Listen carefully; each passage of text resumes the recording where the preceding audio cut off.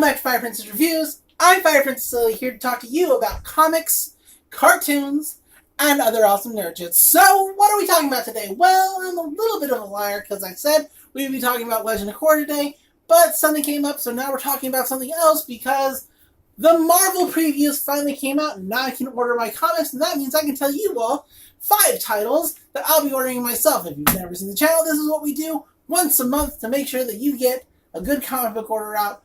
If that's what you do, that's what I do. So if you're watching the video, thanks, and hopefully you like some of the things I'm suggesting. These are, of course, all titles that I'm picking up that I think that are going to be good, that I hope you'll pick up as well, that maybe you'll overlook because there's just so much going on in the previous book. It's huge. So, you know, it's like 500 pages of comics and shit. So, not including action figure pages. Anyway, let's move on. Let's start at number 5. Number 5 is a manga coming out from either Kodansha Comics or Seven Seas Entertainment. They weren't exactly specific on who would be carrying this, so I'm inclined to believe it's Kodansha. So there you have it. The artist and writer is a creator called Miman, and the story is called Yuri Is My Job. Now, the story focuses on Hime. She's a high school girl. She's a really good high school girl. She gets good grades, and she attends her classes and stuff. She's a good student. And one day, she accidentally bumps into the owner of the cafe and injures her. So, being the good person she is, she decides to help out around the cafe, you know, picking up some shifts, you know, trying to lighten the load of the person she injured. As she works there, she discovers that it's really kind of a host club, but girls instead of guys. Like, they're putting on a very romantic show for their loyal customers, sort of the same way that if you watch Orion High School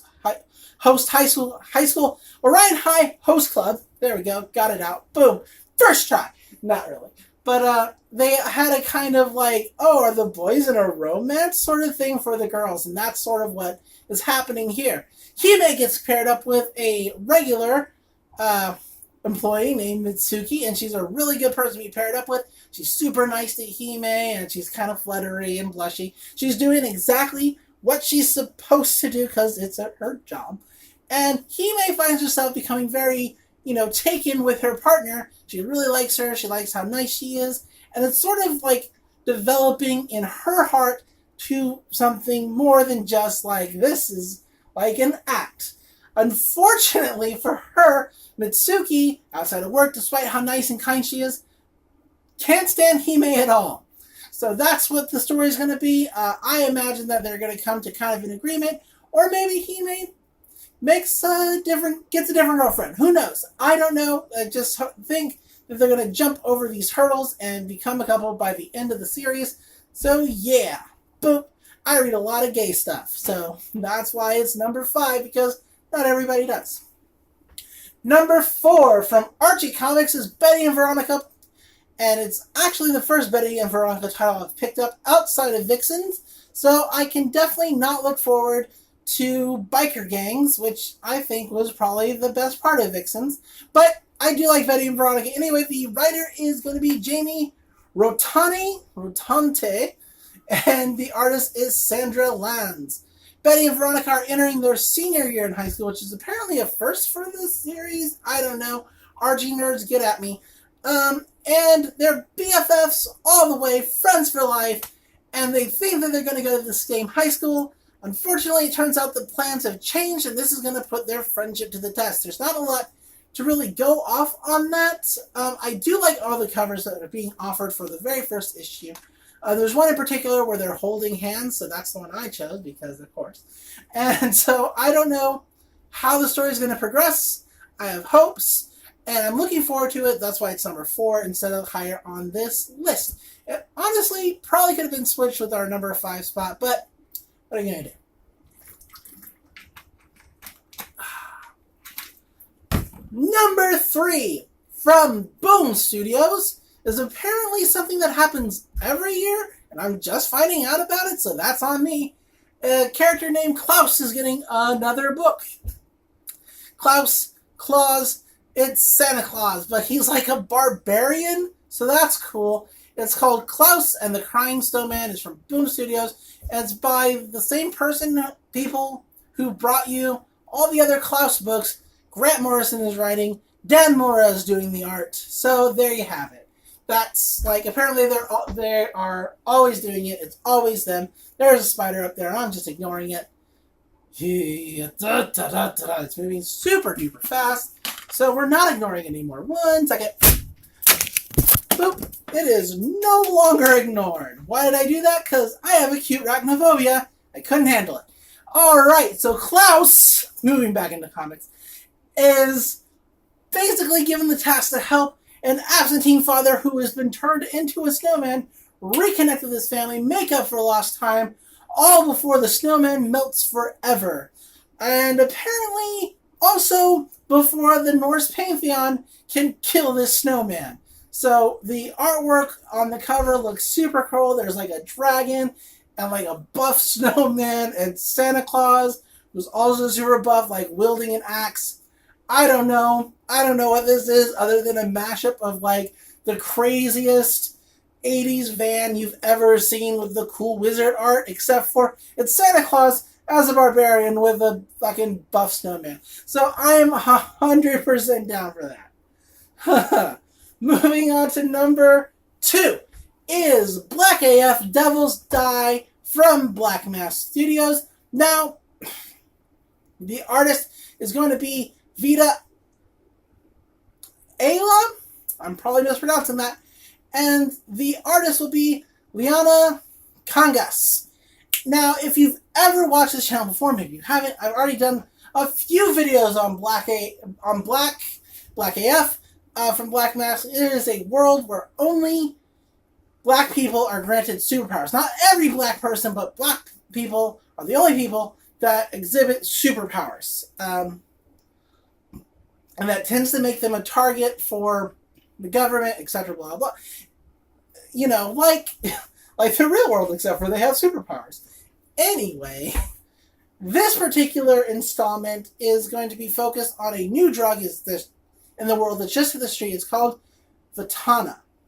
It's just hit the street, and for regular people, it's just like ecstasy, only better. It's got all of the highs and none of the lows. None of the downsides come with this drug, so, like, of course people are gonna take it, because why wouldn't they? I wouldn't personally, just because I don't particularly care how drugs feel in my system, so, you know, there's that. But that's how it works for normal people. For empowered black people, it actually gives them a total and violent loss of control, which is, of course, bad. It looks bad for their community, and so Project, which is like the underground black resistance superhero type people, because there are black people with powers who work with the government, and there are black people with powers who don't work with the government. Anyway, that's like a whole thing. Read the books. They're really good and really interesting. Anyway, Project sends out. Finding in my notes. Oh, they sent out Indigo. Sorry. It's like down there.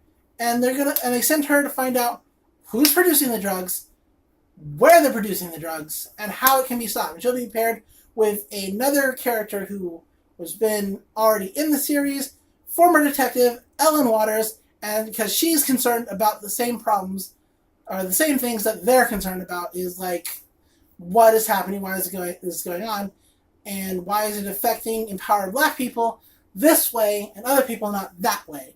I mean, I think it's a good parallel, or it's trying to be a good parallel for the rumors that Reagan, like, infested lower class neighborhoods with crack cocaine to keep people from, you know, increasing their social standards. Now, I'm not saying that he did that. That's just what people say he did, and I'm not here to dispute it one way or another, because it's, you know, I don't know. So I think that's what they're going for, is that message, to kind of bring that discussion back up, because he possibly did. Anyway, that's not important. We're talking about comics. Moving on, before we get too political, but the Black AF series is pretty political, so it's number 2, not because I don't think it deserves the number 1 spot, but because I'm much more excited about this other thing that we're going to be talking about. There's a train coming, going to hear the horn, hopefully you hear me over the train. I can't help it. I've already recorded this, or tried to record this, like 8 times with interruptions. So, moving. From Oni Press, number 1 is called The Long Con. And that sounds like is like a total betrayal, backstab type of story. That's not what it's about at all. It's about the longest convention ever. Why is it the longest convention ever? Well, 5 years ago, and this one, well, hold on. The artist is E. Dinich, and the writers are Dylan Melonius and Ben Coleman, so let's get that out of the way.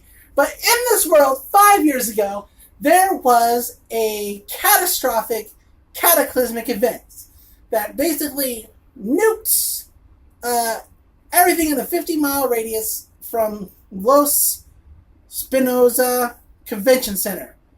Boom, right in the middle of LongCon, the world's biggest and longest pop culture convention.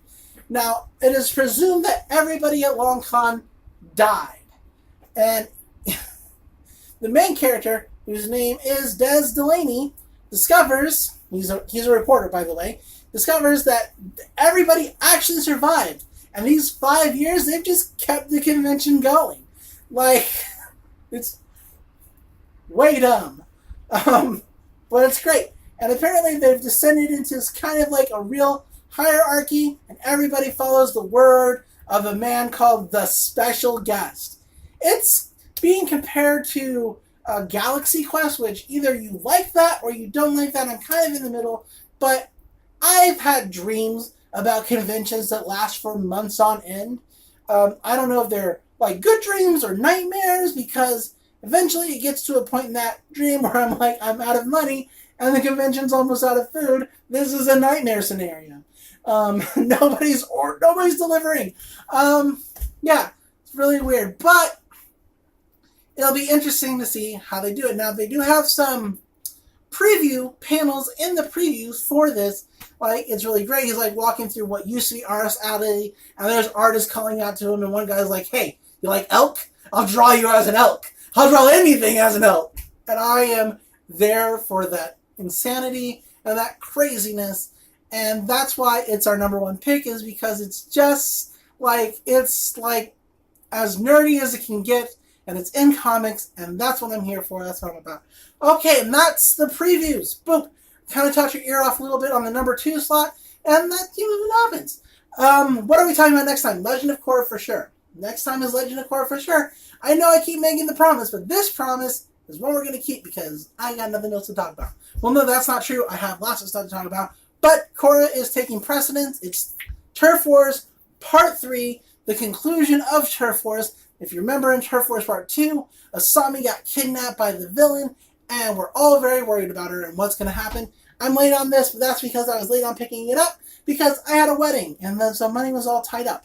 Anyway, we'll talk about that next time on Fire Princess Reviews. But until that time, enjoy comics, enjoy cartoons.